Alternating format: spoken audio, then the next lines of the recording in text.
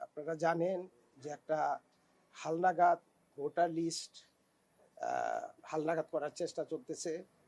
আমরা চাচ্ছি যারা 1/1/2008 সনে বা তার পূর্বে যাদের বয়স 18 তারা নতুন করে ভোটার তালিকায় অন্তর্ভুক্তি হবে। আর যারা বাই দিস টাইম মারা গিয়েছে, এক্সিস্টিং ভোটার লিস্টে যারা নাম আছে অথচ মারা গিয়েছে, তাদেরকে নামটাকে কর্তন করা। 2 হচ্ছে কোনো ফিকটিশাস ভোটার যদি অলরেডি ভোটার লিস্টে অন্তর্ভুক্ত হয়ে থাকেন তার নামটাকে বাদ দেওয়া।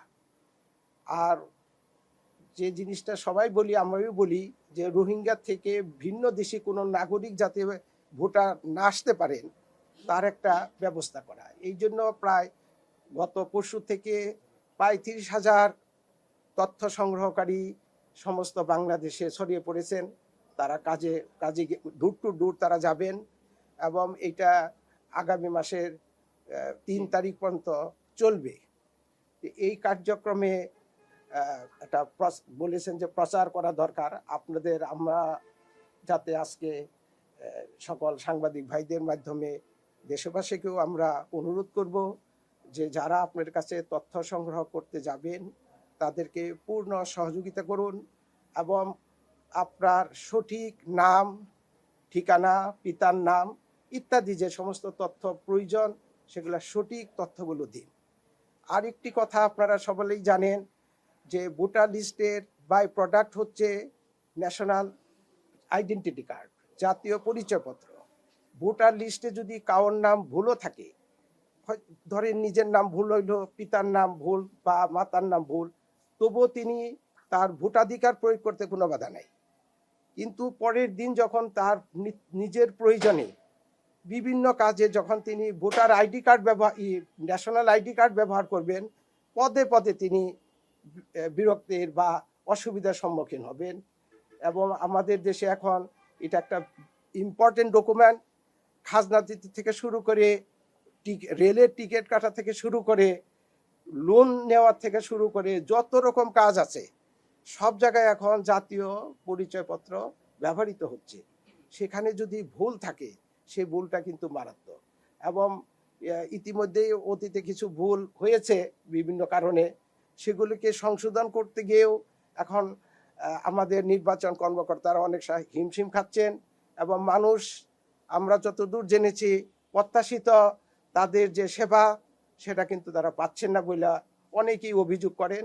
তো এই অভিযোগ থেকে সব কিছু থেকে নিষ্কৃতির জন্য এখন যে হালনাগাদ যে ভোটার লিস্ট হচ্ছে, হালনাগাদ করা হচ্ছে, তাতে যাতে কোনো এন্ট্রি, কোনো তথ্য যাতে ভুল না ওঠে সে ব্যাপারে আমাদের নির্বাচন কর্মকর্তা বা যারা মাঠকর্মীরা রয়েছেন, যারা বাছাই করবেন, প্রত্যেকের একটা দায়িত্ব রয়েছে।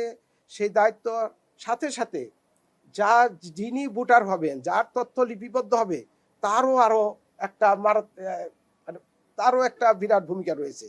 তিনি পরীক্ষা করে দেখবেন, খসড়া করবেন, পরীক্ষা করে দেখবেন যে তার নামটা সঠিক আছে কিনা, তার পিতার নাম সঠিক আছে কিনা, বা অন্যান্য যে তথ্যাবলী থাকা দরকার সঠিকভাবে লিপিবদ্ধ হলো কিনা, এটাই ইনশিওর করেই তিনি স্বাক্ষর করবেন বা টিপসই দিবেন আমরা আশা করি।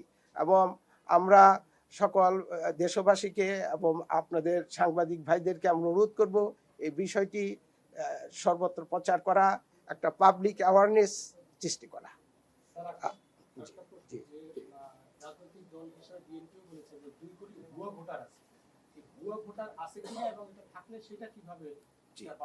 আমরা এখন ডোর টু ডোর যাব, সমস্ত কর্মীরা অলরেডি চলে গিয়েছেন, তারা দেখবেন যে ফিকটিশাস অর্থাৎ ভুয়া ভোটার আছে কিনা। আপনারাও সহযোগিতা করবেন। শুধু তথ্য যিনি লিপিবদ্ধ করবেন তার একার পক্ষে কিন্তু সম্ভব না।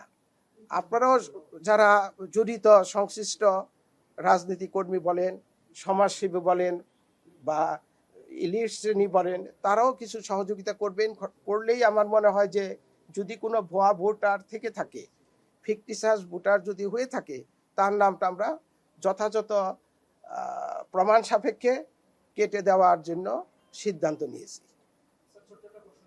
জি, আপনারা আগামী জাতীয় সংসদ নির্বাচনের প্রস্তুতি নিচ্ছেন। কিছুদিন আগে দেখলাম একটা বেসরকারি সংস্থা তার একটা জরিপ করেছেন,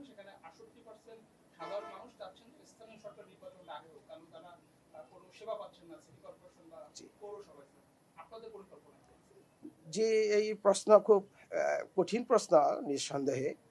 তবে আমি ব্যক্তিগতভাবে যা মনে করি যে এখন জাতির সামনে সবচেয়ে বড় ফোকাস হচ্ছে সংসদ নির্বাচন, পার্লামেন্ট নির্বাচন। কাজেই মাননীয় প্রধান উপদেষ্টা মহোদয় বলেছেন যে আগামী এই এই বছর 2025 সনের শেষের দিকে অথবা 2026 সনের প্রথমার্ধে ভোট হওয়ার কথা উনি ঘোষণা দিয়েছেন।